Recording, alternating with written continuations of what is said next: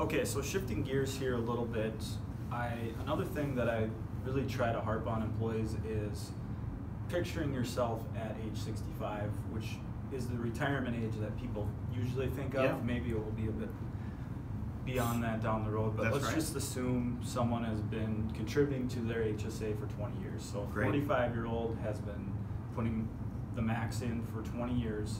Now we're at age 65. So talk us through where he's at now. That's a great. So one thing about HSAs, and so I'm digress just a little bit, but if an employer today, maybe due to size or just what they want to manage, maybe they're not even offering a type of a 401k or something like that. In a lot of cases, the HSA can actually replace or feel like a 401k. Mm-hmm. But you mentioned 65, and I think in the HSA world, something kind of magic happens at 65.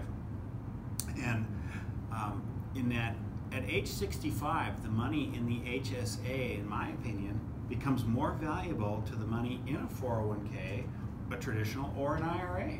Yep. In that, when you take money out of any of those three accounts, be it a 401k, an IRA, or an HSA, and you're going to, let's say, purchase, I don't know, a winter snowbird vacation down in Arizona, all three of those accounts, that would become taxable income.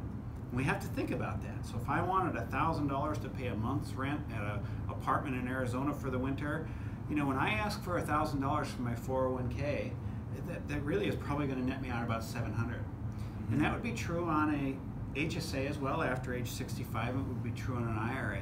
But if we think about where we're really at 65, and maybe I'm paying for my Medicare premium, maybe I'm also paying for my wife's Medicare premium, and we each take a few prescriptions. And so let's just use that same $1,000 example. So if I had $1,000 worth of qualified medical expenses a month, which is pretty realistic, Yep.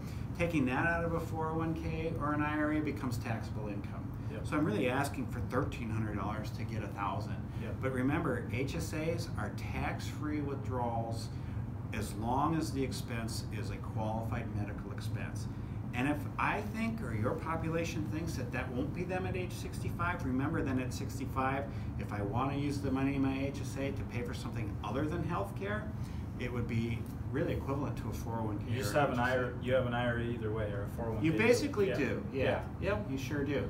In fact, again, I would argue better that. Yeah. Because depending on what it is you need the money for, and I think for most of us it's going to be for our healthcare expenses, that's still tax-free money. And talk a little, just quickly, I get this a lot, that employers and employees don't know they can invest the money. Just like just like the 401k. For so sure. The first thing they say is, well, you can't invest the money. Well, right. Companies like where I Further, we actually offer employees like 35 different mutual fund options, probably more than most 401ks even. Mm-hmm. And there's very small requirements in order to participate in a plan like that.